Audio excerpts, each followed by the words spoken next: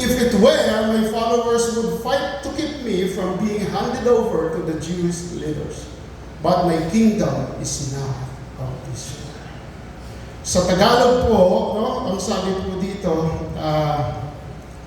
wala po pala akong Tagalog dito. Pero alam na po natin na ang Tagalog po ay hindi po po ba? Ang kaharian ko ay hindi sa sanlibutan ito, si Jesus ay sumagot, kung sa sanlibutan ito ang aking kaharian, ipinaglaban sana ako ng aking mga tauhan upang hindi may pagkanulo sa mga Hudyo. Ngunit hindi mula sa sanlibutan ito ang aking kaharian. Samahan niyo po ako sa isang kunting panalangin as we do this message of the Lord. Hallelujah. Father God, once again, Lord, ay imuyo po kami sa inyo, nagpapakumbaba o Diyos. Nais po namin, Panginoon, na magpalinis ng aming puso upang kami maging handa sa pagtanggap ng inyong salita. Buksan niyo ang aming mata, ang aming tenga, ang aming mga nakasaradong mga bagay na hindi makapenetrate ang inyong salita. In the name of Jesus, Father God, we pray na ang iyong salita, Panginoon, ay magiging kagamit-gamit sa aming buhay, sa aming mga pang-araw-araw na buhay. Salamat po sa iyong salita nito, O Diyos. Ikaw, O Diyos, ang magpahayag. Use me only as a vessel of this word, as a messenger, Panginoon, sa iyong salita, O Diyos, na ipahayag sa iyong mga salita. Lord, we know and I know that apart from you, I can do nothing. Wala po akong magagawa, Panginoon, kundi ikaw lamang, O Diyos, ang may karapatan. And because of you, we are here to listen, to pray, and to praise you and worship you in the name of Jesus. Salamat po, Ama. Samahan mo kami, Holy Spirit, sa aming pagbubulay-bulay ng inyong salita. Amen.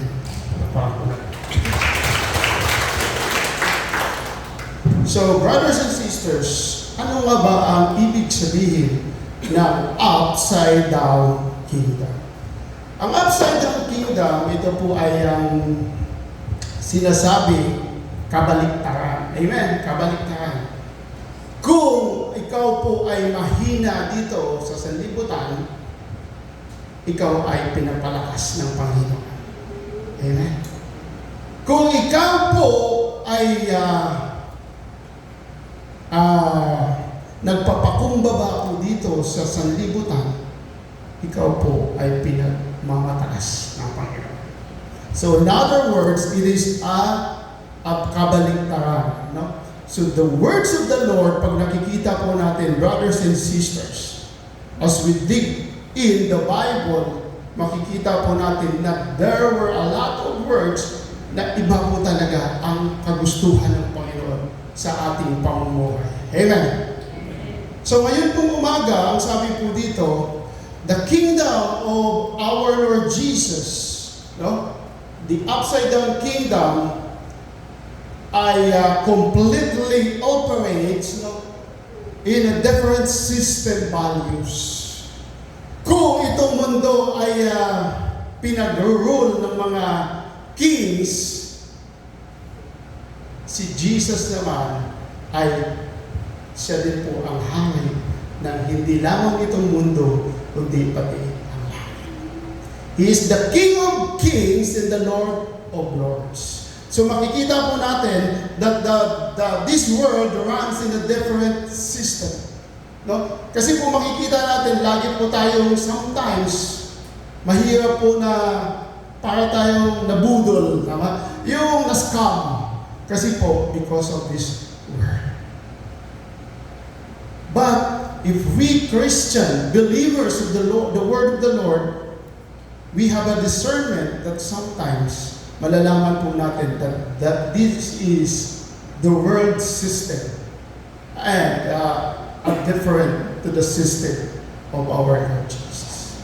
The heaven is a different system than this earth. So pag tinignan po natin, if we pray, tingnan po natin ang ating panalangin, hindi ko po nailagay po dito. Our Father who art in heaven. Amen. So, truly that we have our Father in heaven. hallowed be your name in this earth. Hallowed be thy name on earth. Amen. So, mga kapatid, there were two different kingdoms, the heaven and the earth. So, ang sabi po dito, we have a lot of examples in the Bibles that this world operates differently in the kingdom of heaven. Ang sabi po dito, in the word of the Lord, the small of this earth is big in heaven. Do you believe it? Amen. Tingnan po natin.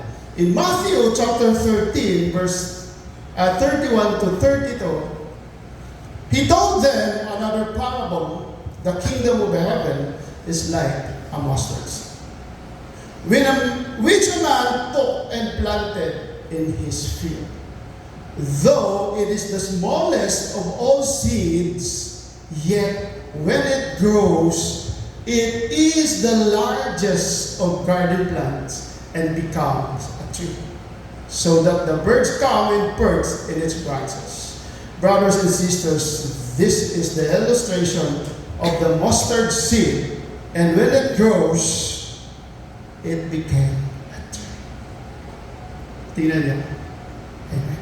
The mustard seed is a 1 to 2 millimeter size. Napakaliit po niyan. That's why ang sabi po ng Panginoon sa kaniyang salita in Matthew, that if you have faith like a mustard seed, you can say to the mountain, move. Amen. Hindi po ibig sabihin na ito pong bundok, literal, ay gagalaw. Amen. It pertains to the circumstances and problems na na-encounter mo sa bawat araw-araw ng buhay mo. That if you have faith like a mustard seed, all of the problems na encounter mo sa mga buhay mo, you have an authority to cast them out and tell it to that mountain, move. Amen! Amen. Hallelujah. Palakpakan po natin ang Panginoon. That's why, the smallest in this world, it is big in the kingdom. Sabi po sa isang salita ng Panginoon in Luke chapter 16, verse 10 to 11, ang mapagkatiwalaan sa maliit na bagay ay mapagkakatiwalaan din sa malaking bagay. Amen. Amen po ba, mga kapatid? Amen. That's why, if someone is trusted you na ito kapatid, bigay ko po sa iyo ito, pagkatiwalaan kita. So kung the more na mapagkatiwalaan ka, the more na bibigay ka.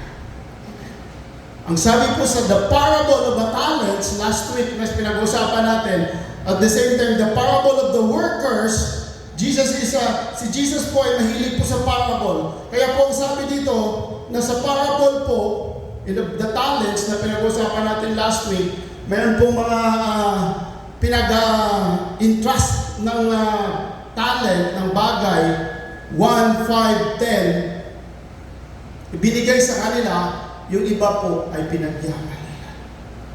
But the only one na binigyan ng isang talent, anong ginawa niya? Tinago niya, hindi niya pinagtago. Hindi siya pinagkakatiwalaan, and that's why kinuha po sa kanya at ibinigay pa po doon sa may malaking talent. Amen! Gusto niyo po ba yun? Amen! Hallelujah. Palakpakan natin si Lord. Kaya nga po, ang sabi po dito, no? So, in the opposite side, ang mandaraya sa maliit na bagay ay mandaraya rin sa malaking bagay. Sa malaking bagay. Kasi mandaraya ka na sa maliit eh. Malaking bagay. So, don't expect na the prince of this world ay kailanman hindi po yan. Sabi nga dito, the father of this world or the prince of this world, which is the enemy, ay hindi po talaga mapagkatiwalaan. So, in the book of the Bible, it says the prince because the enemy or Satan, hindi po siya nagiging king. Only the king of this world and the heaven is Jesus. So, ang sabi po dito, kaya ang kalaban po ay sometimes, akala mo galing po sa kanya, mag-ingat po tayo. Amen. So, ang sabi po dito, if you want to be the first, hello, be the last. Amen. Amen. Hallelujah. Pagpakaan po natin. Sino po bang nakagets mo dito? If you want to be the first, be the last. Ang mga kapatid, ito po ang sinasabi po dito, no? In Mark 9, verse 33 to 35, ito po ay argument o pag-uusap ng disciples of Jesus. So sabi po dito, they arrived at Capernaum, and when he was in the house, he was asked them, what were you discussing and arguing about on the road? But they kept quiet because on the road they had discussed and debated with one another which one of them was the greatest. Sitting down, Jesus teach them, he called the 12 disciples and said to them, if anyone wants to be the first, he must be last of all and a servant of all. Amen. Mga kapatid, that's why pag nakikita po natin, sometimes if you want to be a great leader, ikaw po ay talagang dapat magaling din na servant. Amen. So if you want to be a leader, you must also be a servant. Amen. So, tingnan po natin, ang sabi po dito, being a great leader is a servant. Ang sabi po sa Matthew 25 to 28, if you want to be a leader, you have to be a servant. Amen. So, kung ikaw po ay nagli-lead, you have to serve. Kasi po si Jesus, even He is the Lord, the God of those disciples na tinitingnan po niya, naghugas po siya ng paa. Because Jesus is a humble, He's a servant of many. Sabi po in Matthew chapter 20, verse 25 to 28, but Jesus called them together and said, you know that the rulers in this world lord it over their people, and officials flaunt their authority over those under them. But among you, it will be different. Iba po talaga ang kingdom of God. Whoever wants to be a leader among you, she should be a servant. And whoever wants to be first among you, you must be. So, the kingdom of heaven show us na baliktad po talaga ang kaniyang kapamahalan. So, mga kapatid, makikita po natin in Matthew chapter 20, verse 28, that even Jesus as the Son of Man came not to be served, but to serve. And to give His life as a ransom. So, ibig pong sabihin, humility takes place in our life. Takes the biggest part sa bawat buhay po natin. Kasi po, sa totoo lang naman, wala ka po talagang makuha pag ikaw ay mayabang. Amen? Gulo lang. Amen? Hallelujah. Para pangalan ng Panginoon. Gulo lang po talaga. Kahit sa inuman, merong yabangan, gulo ang dulo. Amen? Nakarelate po ba? Hallelujah. So, if you want to be the first, you should be the last. And if you want to serve, ang sabi po dito, if you want to be a leader, you must be a servant. So, this is a humility. Because as we have said a while ago, if you want the Lord to lift you up, you have to humble yourself. Baliktad po talaga. So, baliktad po talaga. Ang sabi po dito in James or Santiago chapter 4, verse 10, humble yourselves before the Lord, He will lift you up. magpakumbaba kayo sa harapan ng Panginoon, walang duda, sigurado itataas ka. Amen po ba sa mga nakayuko dyan? Amen? Hallelujah. Praise God. So, ang sabi po, Matthew chapter 23 verse 12, for those who exalt themselves will be humbled, and those who humble themselves will be exalted. So, ang sabi po ng salita ng Panginoon, no, kung ikaw ay nagmamataas, sa simula lang yan, the Lord will truly put you down. Alam mo, yung mga nagmamataas talaga, sometimes, kasi po, ugali po talaga ng bawat tao, lalo-lalo na po na hindi po nakakakilala sa Panginoon, medyo may tawag dito, may angas po tayo. So sometimes hindi na po natin nakokontrol. But if you have Jesus sa buhay mo, and if you have the Word of the Lord, pag Kristiyano pala ako, so unti-unti po siya pinipigilan. Amen? Hallelujah.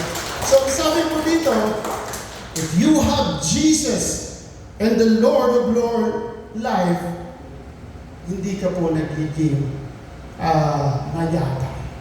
Kasi alam mo po kung sino ka. And you know, the biggest thing na mangyayari, si Lord pa po ang aangat sa iyo. Amen? Hallelujah. Napakaganda po. Kasi kung hindi ka mayabang, kaya nga sometimes, pag iniisip mo, Lord, inaaway na naman ako, o binubuli na naman ako. But, you know, pag-prepare na lang kita. So, the Lord will continue lifting you up. Dahan-dahan ka po. Itinataas mo. So, and also, sabi po dito, if you want eternal life, sino po ba gusto mapunta sa langit and you want eternal life? Taas po kamay. Amen! Hallelujah! If you want to have eternal life, you have to die to yourself. Bakit? Sabi, bakit? Kailangan kong mamatay dito sa mundo. No. You have to die to self. Because this flesh, no, this body, ay ito po talaga yung nagiging hindrance. Not only sometimes, but all the time, na naging mayabang po tayo. Nagiging malabo yung buhay eternal natin. So sabi po dito, in Matthew 16 verse 25, ang naghahangad na magligtas ng kanyang buhay ay mawawalan ito, ngunit ang mawalan ng kanyang buhay alang-alang sa akin ay kakamit nito. For whoever wishes to save his life in this world, kasi alam mo, akala mo, pangmatagalan ka dito, kapatid. Ang sabi nga po ng isang pastor na kausap ko, ano ba talagang edad ang gusto mo na manatili dito sa mundo? Kung sa, Bisaya po, ilan ba talaga? Magkano? Pila ang gusto mo na edad? How much? Ilang taon ang gusto mo manatili dito sa mundo? You know? Kung aabot ka sa 100 years old, brothers and sisters, siguraduhin mo, kaya mo pang mabuhay ng sarili mo, na hindi ka na nami-nervous. Amen? Hallelujah! So, brothers and sisters, sorry po, but this is true. Amen po ba? Totoo po yan. Na, the money, yung mga pera na meron ka sa bangko, kung saan-saan, hindi po talaga sa makakatulong, of course, dahil meron kang mga alalay sa iyo, na hospital, but it is only at this world. Ang sabi po ni, if you know, Alexander the Great, nakilala niyo po, nakita. If you know Alexander the Great, he's the king, no? Ang sabi po niya, nung siya po, bago mamatay, ang sabi ni Alexander the Great, pag ako ang namatay, gusto ko ang magdadala ng aking kabaong, hindi ko po napakita dito, ay yung mga sikat na doktor. Dahil kailanman hindi po sila nagbigay ng buhay o bubuhay muli sa aking buhay. Sikat na doktor ang gusto ko. And ang gusto ko, ang aking kamay, if you want, you have to search it. Ang aking kamay ay nakalabas sa aking kabao, sabi po ni Alexander the Great. Bakit? Dahil ibig pong sabihin, hubad akong nawala po dito, hubad din ako mamamatay. Hubad akong dumating, hubad din ako mamamatay. So ibig sabihin, vanity, wala ka po talagang madadala. Sabi po ng Ecclesiastes, no? Kapatid, ang yaman po ay hindi po talaga natin madadala. Sorry, it is maganda po mayaman po tayo na mayroon po tayo Kristo sa buhay. Amen? Oh, kasi po, siyempre, sino ba naman ang hindi? Kasi because the Lord bless completely, no, whole package, financial, physical, and spiritual. But sometimes, if you love the world, if you love especially money, it ruins our life. Sisirain po talaga niya ang ating buhay. Totoo po yan. Hindi ko pa naman po sinabing masama yung maraming pera. No. Huwag mo lang mahalin. Kasi po, totoo naman, mahirap po madaming utang. Hallelujah. Kaya po, dito po, kasi ang sabi po ng Panginoon, for me, in Philippians chapter verse 1 to 21, for me to live is Christ. For Jesus is only my source of joy, my reason, dahil bakit po ako nandito, and to die. So dapat isipin po natin, alam niyo po itong verse na ito. Sino po ang nakapunta sa sidetrack po muna tayo? Sino po nakapunta po sa cemetery? Naalala ko lang po. Dami po yan, nakikita mo lagi yan, nakaukit sa lapida. Tama? Nakaukit po yan sa lapida. For me, to live is Christ, and to die is gain. But you know what? Kapatid, ini-encourage ko po kayo sa ngayon pa lang, kung gusto nyo, kasi po, dadakon, talaga naman kung pupunta tayo doon, di ba? Kung gusto nyo na ipalagay po sa lapidan nyo po itong verse na to, siguraduhin mo na alam mo ito. Amen? Kasi po, siguradong madami po ang nakalagay sa kanilang lapida, hindi nila po alam ito. Oh, nakakalungkot. Diba? Kaya nga sabi ko, totoo kaya ito? Namatay nga siya dahil kay Kristo. So kung ang kamatayan niya ay it is a gain for him. Kaya so make sure, brothers and sisters, na kung kailangan po natin mailagay po ang isang salita sa ating lapida, make sure baon-baon po natin yan hanggang sa langit. Amen. Hallelujah. You know why? Bakit? Sabi ko baon-baon po natin yan hanggang sa langit. Because, sabi po ng salita ng Panginoon, heaven and earth will fade away, but His word still remain. Amen! Thank you, Jesus. Dala-dala mo yan hanggang sa langit, kapatid. Because only His word will remain. Amen. So, mga kapatid, and also, the kingdom of the world, the upside down kingdom of this world says, if you want to receive, you must give. Hallelujah. Palakpakan natin ang Panginoon. Alam mo, napakaganda po, no? Sometimes, bakit kailangan kong magbigay? Oh, kasi gusto ko lang mag-receive. Brothers and sisters, in order for you to receive the blessings of the Lord, you must give. This is the kingdom. This is the upside down kingdom of God. So sabi po in Lucas chapter 6 verse 38, magbigay kayo at kayo'y bibigyan din. No? You have to give, it will be given to you. Full measure. Walang labis, walang kulang. Pwede pang umaapaw pa po yan. Amen? Siksikliglig. Alam niyo po yung takalan ng bigas. Dati sa amin, sa unang panahon, ay kung anong tawag yun? Gantangan. Gantangan o basta gantangan, ito sa a box. pinupuno ng bigas, tapos kinakalis po yan, tinatanggal po yung taas niya. Tapos, so ngayon, ang sabi po dito ng salita ng Panginoon, alam niyo po yun, pag nilagyan po ng bigas, hindi pa po yun siksik. Pero the Lord says, ang ibibigay sa iyo, pag ikaw ay nagbigay, siksik-liglig. Pag ginanon mo po ang gantangan ba tawag doon, hindi ko po alam sa Tagalog, yung box po siya, pag binaba mo po siya, 3/4 lang po yung laman. Sa loob. So, pang square yan box yan.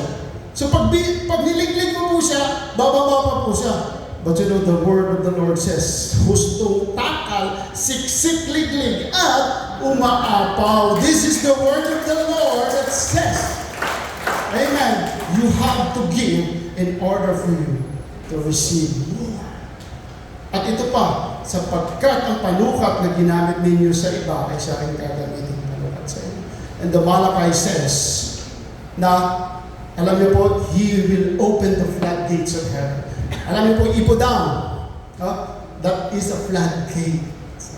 Pag binuksan mo ng Panginoon yun sa pagpapala na kanyang binibigay, dahil po sa iyong binigay, humanda ka, kapatid. Amen? Humanda ka. Ang sabi po sa salita yung Malakay, wala ka ng paglalagyan. Sino po ang gusto mag-experience yan? Woo! Hallelujah! I want to experience it more. Hallelujah! Gusto ko po dahil, alam niyo po yung, Lord, sandali, wala na akong lalagyan. Pumapasok po ako siya. No? Nakikita ko po yung mga mukha ng iba. And excited. At saka, parang naramdaman na po nila. No? Sabi nga, sana all. Hallelujah. Kaya mo, pag may mga bagay na hindi pa nga naubos, dumadating na. No? Napakaganda po na pasakaya. The requirement is give in order for us to receive. Brothers and sisters, you are not giving to only people, but you are acting your obedience to the Lord. Nagpapakita ka ng iyong pagsunod sa salita ng Lord. And this is the word of the Lord, and it is true, authentic literature. Amen. So, sabi po dito sa mga gawa, no, in chapter 20, verse 35, sa lahat ng pagkakataon, ipinakita ko sa inyo na sa pamamagitan ng ganitong pagtatrabaho ay dapat ninyong tulungan ang mahihina. Alalahanin natin ang mga salita ng Panginoong Hesus. Higit na pinagpala ang nagbibigay. Yes. Palakpak ang mga pinagpala ng Diyos. Hallelujah. So truly, the kingdom of the world, the Lord, is upside down. Iba po talaga. Kaya sometimes, naalala ko po yung boss ng ate ko. Lagi po siya nagbibigay kahit walang birthday, kahit walang okasyon. Nagbibigay. Ang kanya namang mga binibigyan, no, hindi Kristiyano, reklamo kasi alam po nila na magbabalik din po sila ng bigay. But you know what? Kasi po, nagiging ugali niya pong mapagbigay. So that's why, nagbibless din po siya na nagbibless. And I also testify to this to you, brothers and sisters. Ito po ay naranasan ko when kapag trabaho po ako sa ibang bansa. There was a time na talagang napakaganda po. At I always give, no, especially to my family.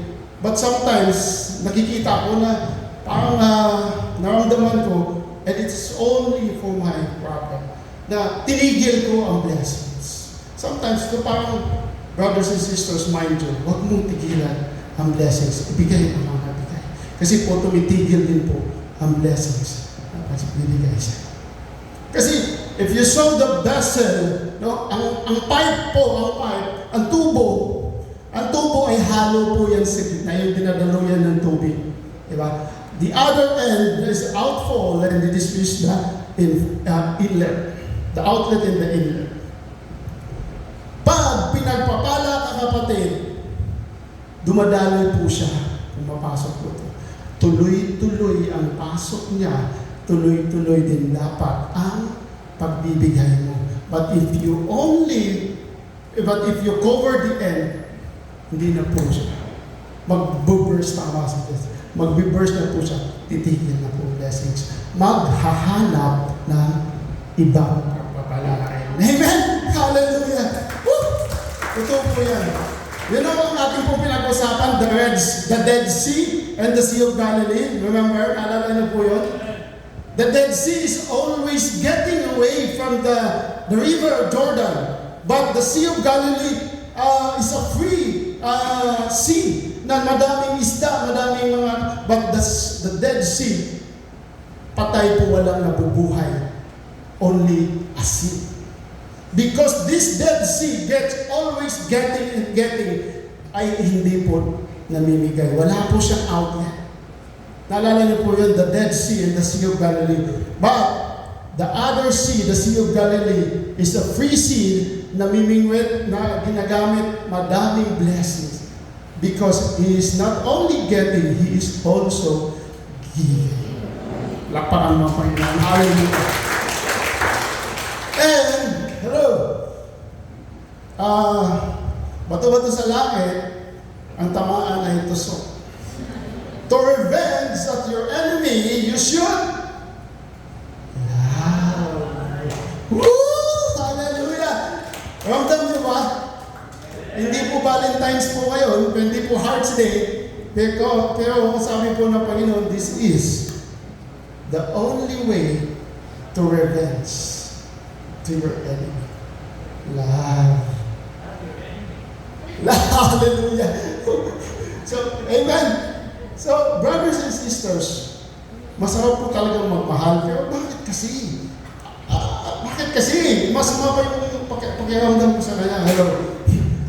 Brothers and sisters, this is the word of the Lord. This is not only for me, this is also for all of us. No? The best revenge for the enemy is to love them. Sabi po sa salita ng Panginoon in Matthew, narinig ninyong sinabi, ibigin mo ang inyong kapwa at kamuhian mo ang iyong kaaway.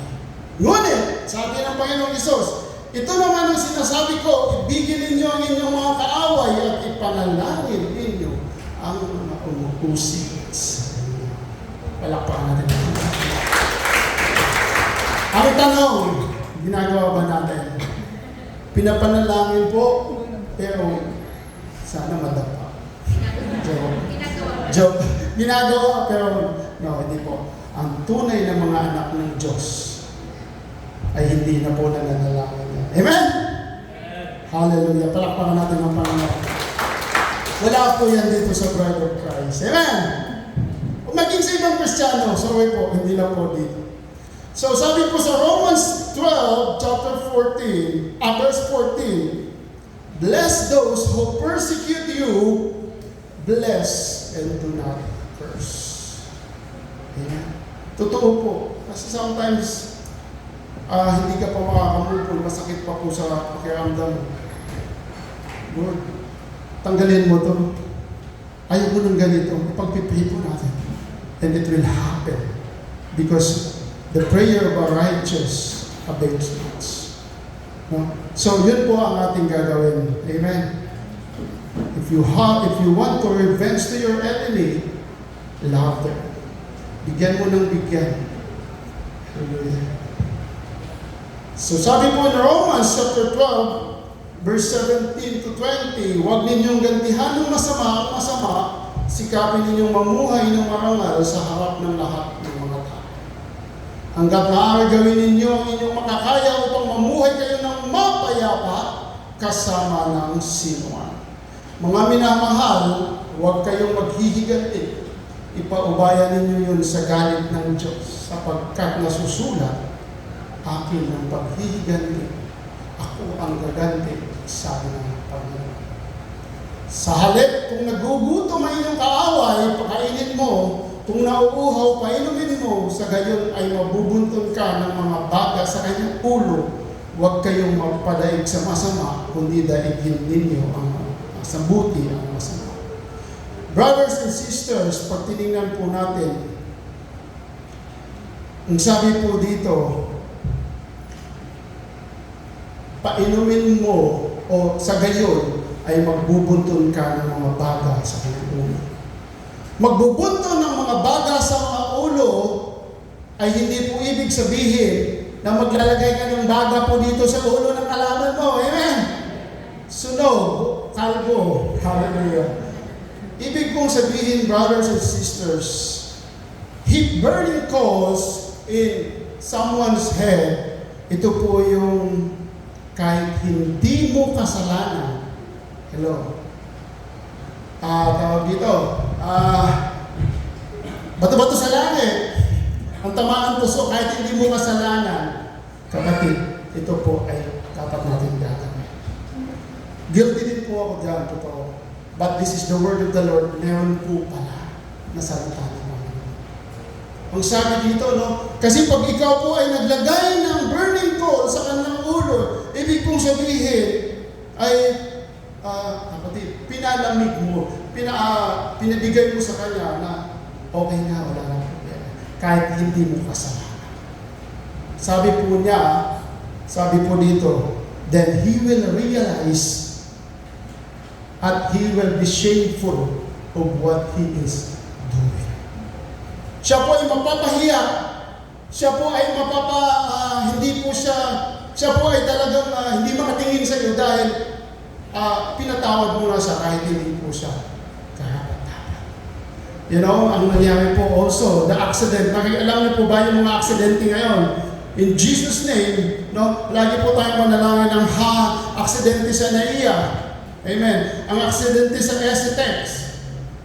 There were two different forgiveness na nangyayari. Ang sabi sa tatay na namatayan ng bata sa NAIA, walang kabayaran ang kasalanan na ginawa mo sa pagpatay sa anak. Sabi niya, hanggat ako ay nandito, hindi kita patatawarin. And the other forgiveness, hindi po yun forgiveness pala. Ang sa STX po, isang van po sila, 10, siya lang po yung nabuhay, yung driver. Of course, nasasaktan po siya. Ang sabi po niya, alam ko, pinahiram lang kayo ng Panginoon sa akin, kaya pinapatawad ko na yung driver. Amen. He accepted with all his heart, although masakit, kasi ang asawa niya at anak niya nadamay na walang kasalanan, but still he offered forgiveness. Hindi niya po pinakulong yung driver at hindi niya po pinasara yung solid bus. So these two things ng forgiveness ay makikita natin, kapatid. Sa bawat buhay natin Kristiyano, makikita at malalaman naman po natin kung alin po yung tama. Amen. The upside down kingdom of the Lord says, if you want to revenge, love. Can I hear aloud? Amen. Amen. Thank you, Jesus. Kung sabi po mga kapatid, in John 3:16 to 17, no? For God so loved the world that He gave His one and only Son, that whoever believes in Him shall not perish, but have eternal life. The Lord gave His only Son for all of us to save, and so that we can have eternal life, as what we said. But, ang sabi po sa 17, for God did not send His Son into the world to condemn the world, but to save the world through Him. Kaya po mga kapatid, mahal ng Panginoon itong mundo, but He is not of this world. That's why tayo din po ay matutunan din natin na mahalin po itong mundo, because we are still here. No, we are in this world, but we are not of this world. Kasi po, we are citizenship of heaven. Amen. Hallelujah. So, si Jesus ay mahal niya po yung mundo. That's why, ang sabi po sa Romans 12:2, do not conform to the pattern of this world. Huwag kang sumang-ayon sa takbo ng buhay dito sa mundo. But be transformed by renewing of your mind, then you know you will be able to test and approve that God's will is good, listen, and perfect. Brothers and sisters, if you always follow the pattern of this world, wala pong katapusan. Lagi pong may iPhone. Lagi pong 5, 6, 7, 8, 9, 10, bili ka din ng bili. Walang masama kung ikaw ay madaming pera. But, you know what? Sometimes it ruins your life.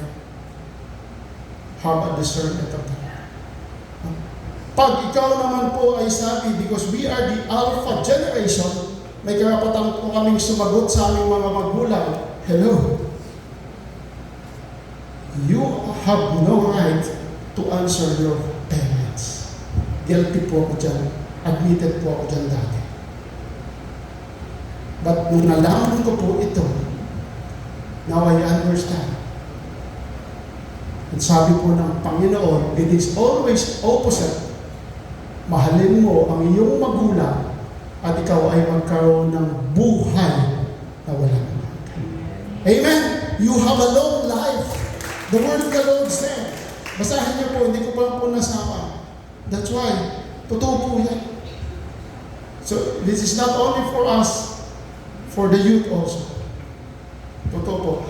So, and also, brothers and sisters, after all these things, pag binasa niyo po yung Biblia, madami pa pong upside down kingdom words of the Lord. Madami pa po yung mga verses na makikita po natin na kabaliktaran at yung pagtakbo ay yung system ng langit versus the system of this world. The system of heaven ay hindi po nababangka. This world, nababangka. So that's why we have always to ask, Lord, padalhan mo na kami. So, kailangan po natin. And you know, the solution of all these things, there's none other than the grace of the Lord Jesus. Amen. The grace of the Lord Jesus. Because Jesus said, it is enough. He is the grace. According to the Ephesians chapter 2, verse 8 to 9, for it is by grace you have been saved through faith, and this is not from yourselves. It is the gift of God. Huwag kang magmalaki, kapatid, gaya nga po ng sa ating pinag-aaralan kanina. Hindi po dahil sa iyo yan, kung anong meron ka.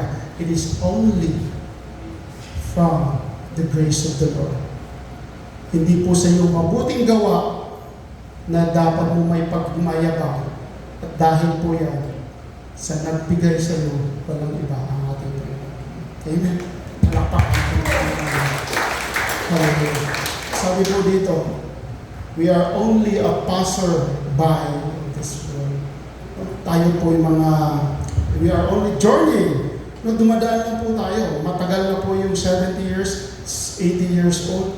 No? Last week, yesterday, may mentor, may pastor mentor was passed away. Nasa malayo po siya, kaya hindi po ako napunta. And he is the only one who mentored me in the Saudi Arabia. Madami po ako natutunan sa kanya. Kaya po, please, kung mayroon po kayo nagme-mentor sa inyo, cherish it. Be fruitful. Gamitin mo din yung mga bagay na yun na nakukuha mo sa mga tumutulong sa iyo, nagpapahayag ng salita. Maghayag ka din ng salita.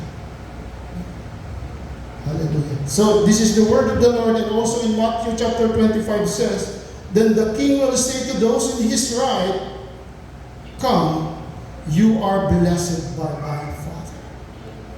Take your inheritance, the kingdom prepared for you since the creation of the world. If you obey the word of the Lord, if you obey the Lord himself and his word, brothers and sisters, the heaven is wide open. The gates of heaven is welcoming you. And the man who's standing in this gate of heaven says, come. You are blessed by our Father, by my Father. Take your inheritance. The days will come, maybe tomorrow, maybe the other day, mabilis po ang paglipas ng panahon. Hindi po natin mamalayan. Pag ikaw po ay may inaantay at parang ang tagal, pag dumating, kapatid, tapos na. Amen? That's why we are waiting for the person of this kingdom. Amen? Which is Jesus Christ. And you know, the best thing will happen. Kasi po,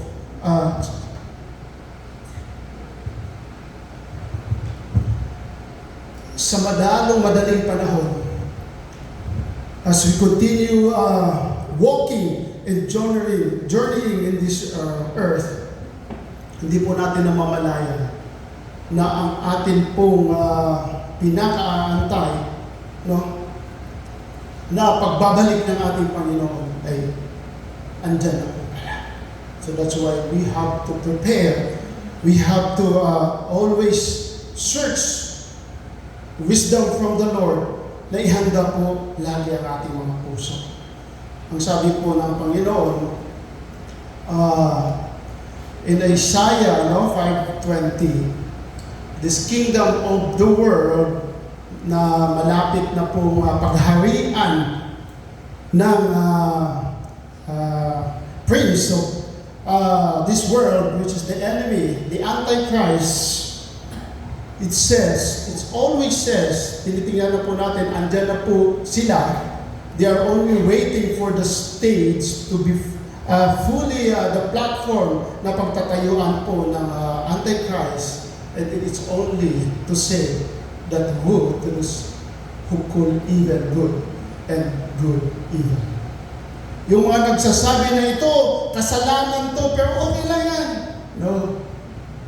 The sin of this world is a sin. Ang pula ay pula kailanman. Hindi po siya nagiging blue. So, brothers and sisters, if you want to say that yung mga nangyari sa ngayon sa mundo natin, merong Christian na nagkakasal ng LGBT, woe to those who call evil.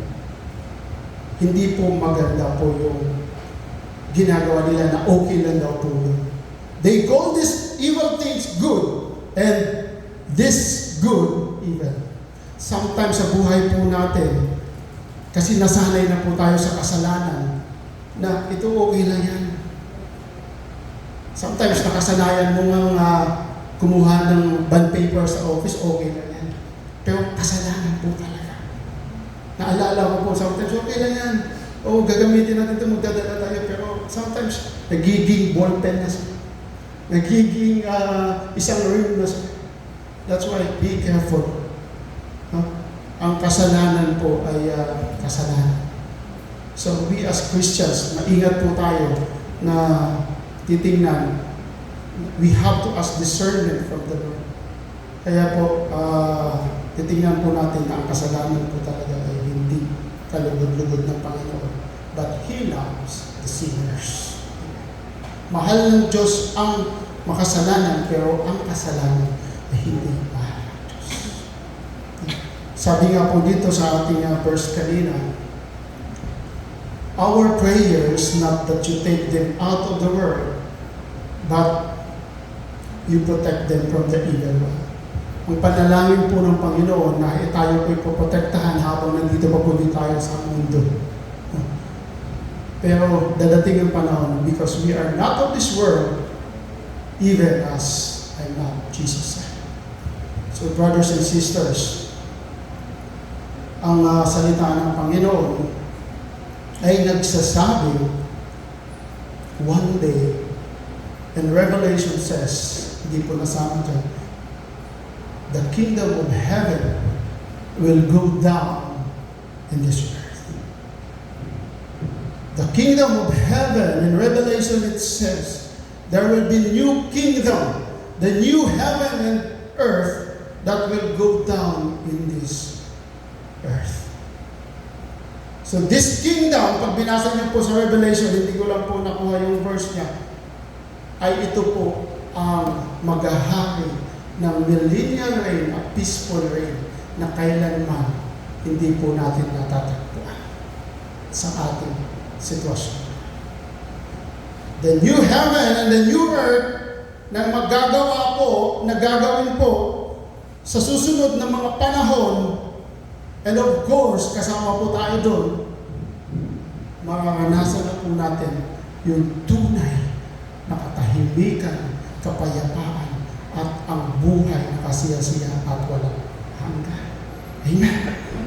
There will be no tears because the Lord will wipe out our tears. There will be joy, the laughter, eating, playing. Lahat po ay gagawin din po natin. If we only know na dadating po ang panahon at dapat kasama tayo. Amen? Salamat sa Diyos, palakpan natin. So brothers and sisters, once again, in conclusion, ang kingdom po ng langit ay napaka-abunan, sagana. Abunan sa sagana. Ang kingdom po ng langit ay napaka-yaman. Sabi nga po, dito sa mundo, naghahanap po tayo ng ginto. Sa langit po ay ang alikabok po ginto. Amen. So, everything there was gold. So, we have to prepare ourselves. Kasi po, makikita po natin na ang buhay natin dito ay hindi po pang-tagal, pansamantala. Amen. So we do hope, and there were a lot of verses na kung tingnan po natin, makikita po ninyo. Open your Bible, search the Word of the Lord, at titingnan po natin, madami pa pong things na makikita natin na ang kingdom po ni Lord, iba po sa ating sitwasyon. Amen po ba? Hallelujah. Tayo po'y tumayo. Thank you. Pasalamatan natin muna yung Panginoon. Because truly, that our Lord is good. And His goodness will follow us all the days of our life if we only obey Him and search Him with all of our heart, with all of our soul, with all of our